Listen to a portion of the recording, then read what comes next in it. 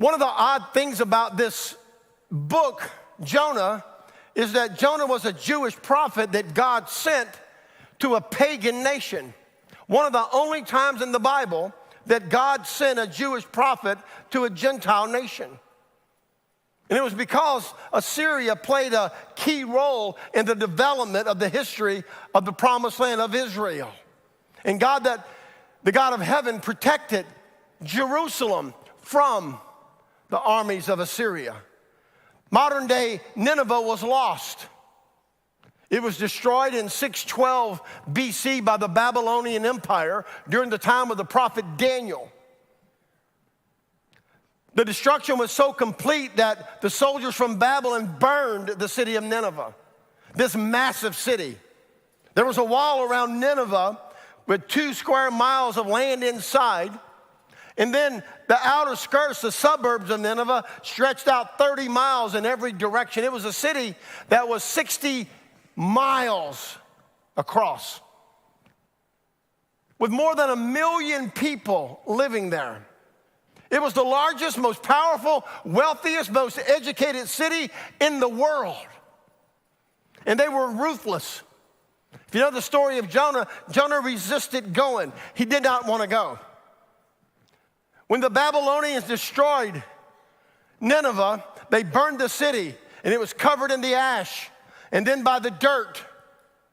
And then for 2,700 years, nearly 3,000 years, Nineveh disappeared from the face of the earth. So complete was its destruction that history books did not even mention it. But the Bible did. The Bible gave its location and the name of its rulers and how large it was.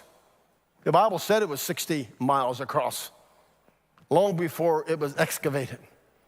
No one even knew to look for Nineveh because it was not mentioned only in the Bible. Only a Bible student who happened to be an archaeologist, Henry Laird, the Englishman, read the book of Jonah and said, we need to find this city of Nineveh.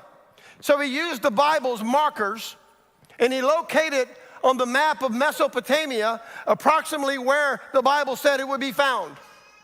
He raised support, built a team with the backing of the British government and the king, took a trip over to what is now modern-day Iraq. On the bank of the Tigris River, in what is now modern-day Mosul. Now, if you are in the military or know someone that is, you probably know about Mosul. Most of our troops have served in and around because it was the headquarters of ISIS.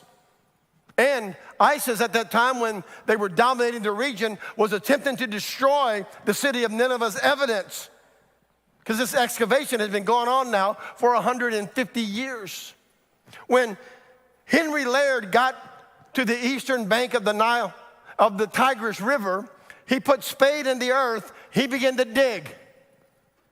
Can you imagine the amount of faith it took for this Englishman to dig up a city that supposedly wasn't there? And he would spend the rest of his life digging the city.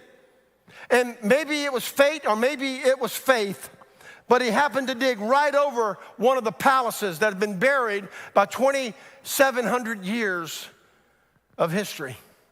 They dug down deep into the earth.